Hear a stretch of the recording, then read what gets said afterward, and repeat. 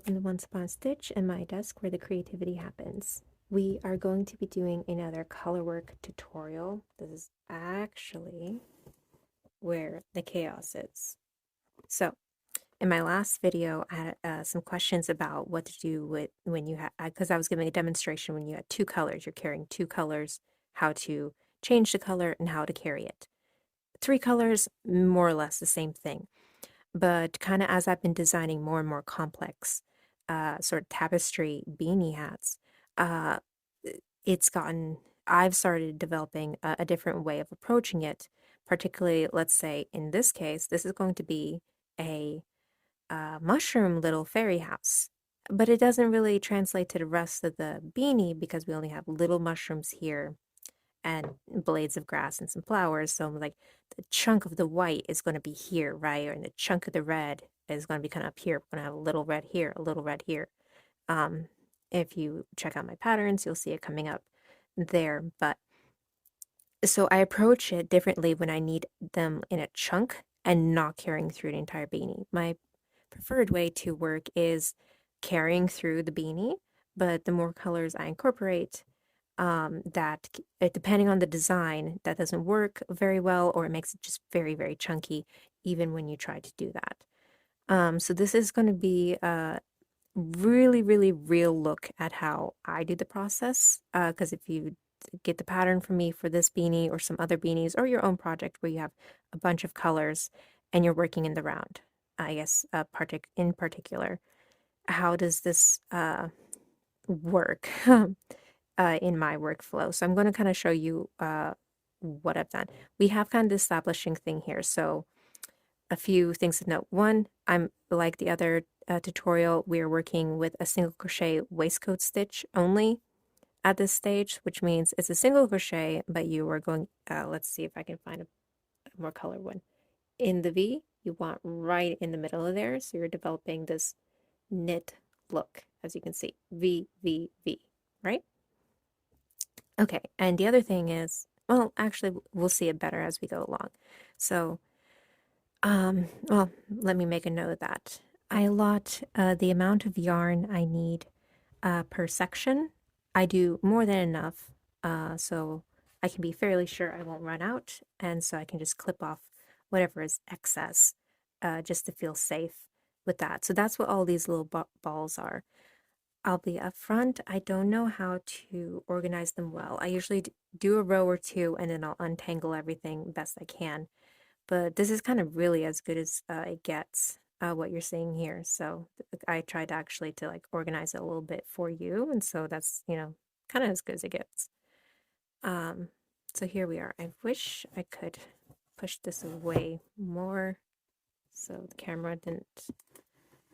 Let's see, I'll bring you lower to see more clearly. So we're picking up here, we're transitioning from the blue into the house. And so this is where I really want to emphasize what I do with sections. So for throughout the hat, the only two colors that are consistently getting carried through the entire hat are blue and green. So right now I'm working with blue and I'm just cinching the green in the back like we've done in the previous video. If you haven't seen that, don't worry, I'll go over it here. So I'm going to need to start white at this blue, so I'm doing, sorry, I had to cut out there. I'm doing a waistcoat stitch, which is just a single crochet going in between the two V's. And then before I finish it, before I would do a normal, yarn over and pull through, I'm going to do that with the new color. So I'm going to push those two colors out of the way, and I'm looking for where we stopped with this white. So that white is this one. I'm going to pull the ball out of the madness. There we go. And so we're pulling it over to where we're working, and we're going to make sure it's nice and loose. We want it looser than even you kind of think it needs to be, because you can always tighten it. You do not want it to tighten without your say-so, essentially, because then it'll like scrunch up the piece. You do want it nice and loose in the back. So I'm going in with my waistcoat stitch. Oh, I didn't even show you that. Well, yes, when I bring it over to where I'm working, I finish off the yarn over pull through with the white. I'm going to pull on, where is the blue? I'm going to pull on the blue just to tighten it up. There it is. And then I'm going to cinch everything in this new stitch. So I'm going to go in, and the colors I'm carrying over, in this case the blue and the green, get put over the hook like so.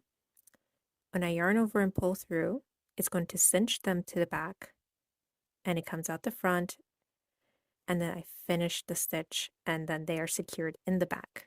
As you can see where they've been carried through the back is always where they get cinched. Okay, so we are going to carry on 2 regular waistcoat stitch like so. Then bringing them over, I kind of use my middle finger to be pulling them along, and we're going to cinch them again. So place them over the hook, yarn over, pull through to there, and secure them with the last yarn over, pull through. Next 2 regular waistcoat stitches with the white, and on the second stitch, don't finish. In this case we're doing a color change, so we want to pick up, since it's just this one stitch, it's already left here, I don't have to pull it from somewhere weird, and we'll finish that stitch. So, tighten the white a little bit there. I feel like the lighting's a little extreme. Let's see. I guess that's about as good as it's going to get. Sorry, I've been doing this in the evening. Okay.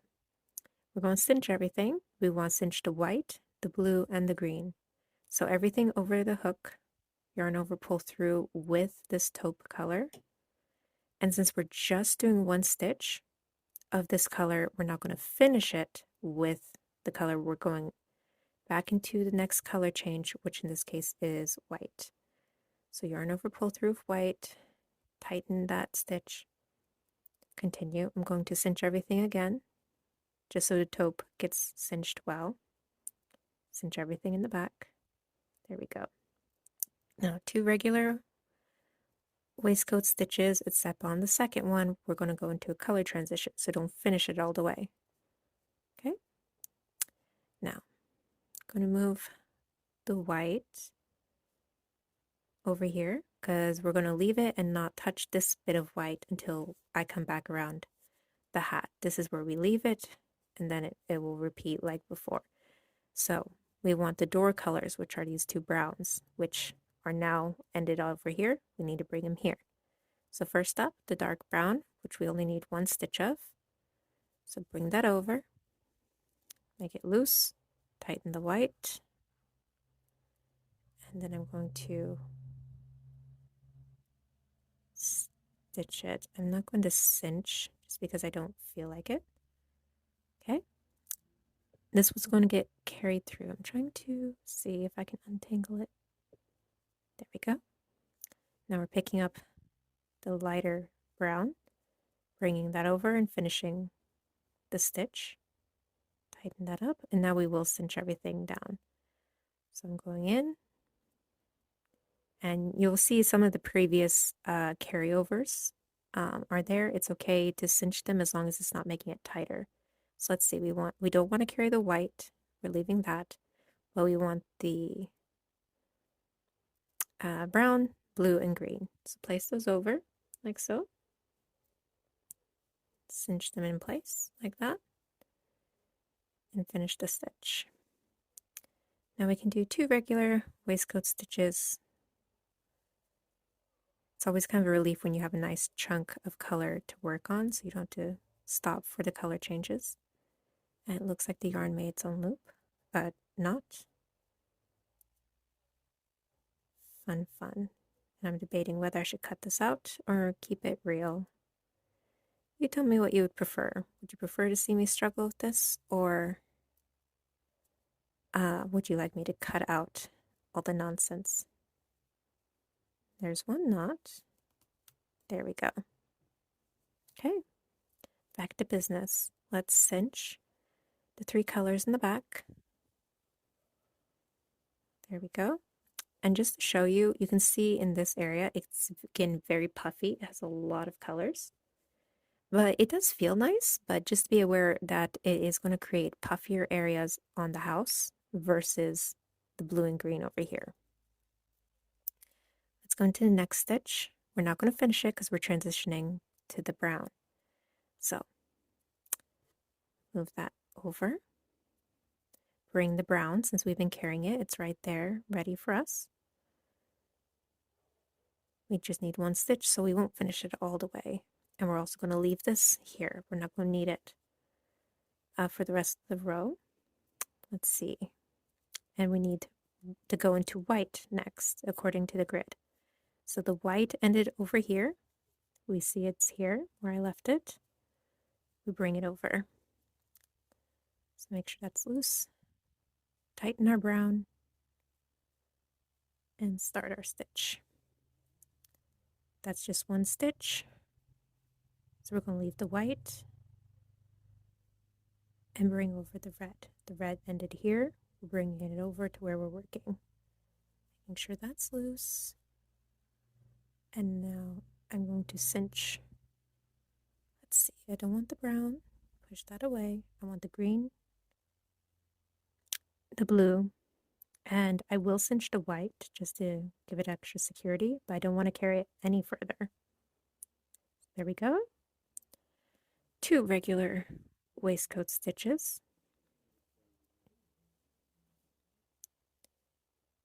On this waistcoat stitch, we just want to carry the white and the blue. We're leaving everything else behind. There we go.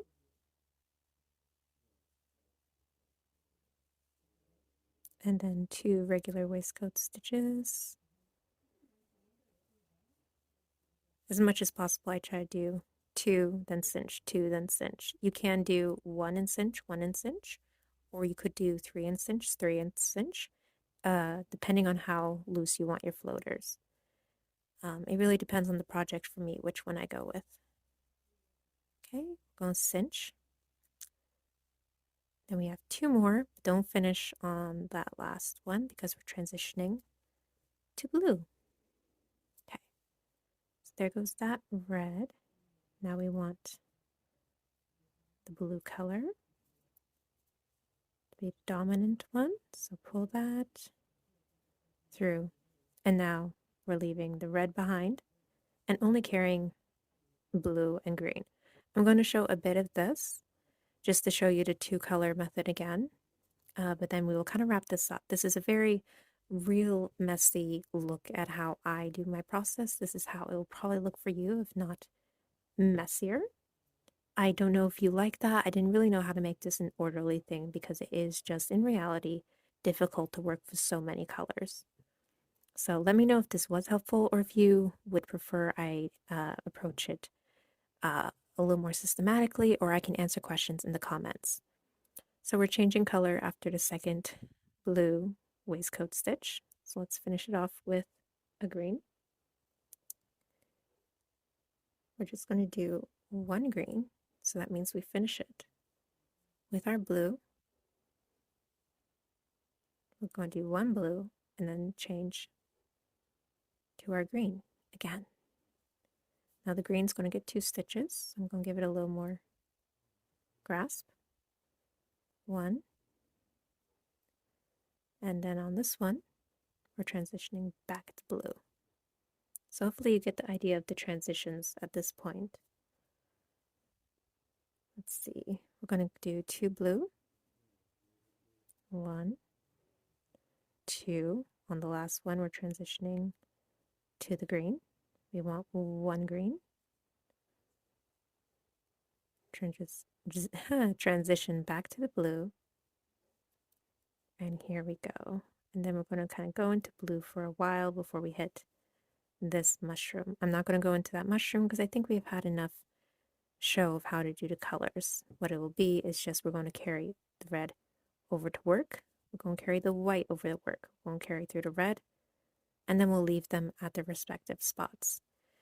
So yeah, so this is my method for doing color changes with lots of colors, particularly when they are in blocked sections for a scene like this.